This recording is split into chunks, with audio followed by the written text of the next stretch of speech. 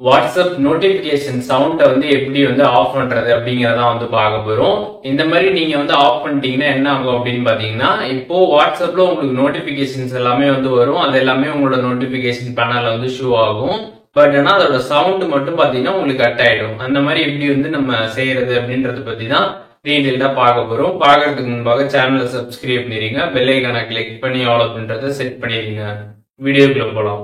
WhatsApp ஆப்பை just உங்க போன்ல வந்து லாங் பிரஸ் பண்ணுங்க. லாங் பிரஸ் பண்ணதுமே பாத்தீங்கன்னா இந்த மாதிரி ஒரு ஐ பட்டன் அப்படி இல்லைன்னா ஆப் இன்ஃபோ அப்படின்றது வந்து ஷோ ஆகும். அதை கிளிக் பண்ணீங்கன்னா டைரக்டா பாத்தீங்கன்னா வாட்ஸ்அப்போட ஆப் இன்ஃபோ வந்து உங்களோட மொபைல் செட்டிங்ஸ்ல வந்து ஓப்பன் ஆயிடும். இப்போ இந்த செட்டிங்ஸ் வந்து உங்களுக்கு ஓப்பன் பண்ண முடியல அப்படின்னா நீங்க என்ன பண்ணலாம் அப்படின்னு பாத்தீங்கன்னா டைரக்டா வந்து உங்க போன்ல செட்டிங்ஸ் ஆப்ல போயிட்டு ஆப்ஸ்ன்னு சர்ச் பண்ணீங்கன்னா அந்த ஆப்ஷன் வந்துடும். அதை கிளிக் பண்ணீங்கன்னா போன்ல இருக்கக்கூடிய எல்லா ஆப்புமே லிஸ்ட் அவுட் ஆகும். அதுல வாட்ஸ்அப் செலக்ட் பண்ணி இந்த வாட்ஸ்அப்போட ஆப் இன்ஃபோ செட்டிங்கை நீங்க வந்து ஓப்பன் பண்ணிருங்க.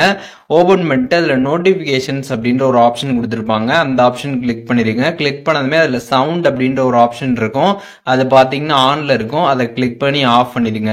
ஸோ இந்த மாதிரி ஆஃப் பண்ணிட்டீங்கன்னா என்ன ஆகும் அப்படின்னு பாத்தீங்கன்னா வாட்ஸ்அப்ல இருந்து உங்களுக்கு நோட்டிபிகேஷன்ஸ் எல்லாமே பாத்தீங்கன்னா வந்து வரும்.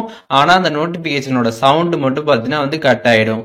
இப்போ இந்த வீடியோ மூலியமாக வாட்ஸ்அப்ல எப்படி வந்து நோட்டிபிகேஷன் சவுண்டை வந்து கட் பண்றது அப்படின்றதுக்கான கம்ப்ளீட் டீடைல்ஸ் தெரிஞ்சிருப்பீங்க.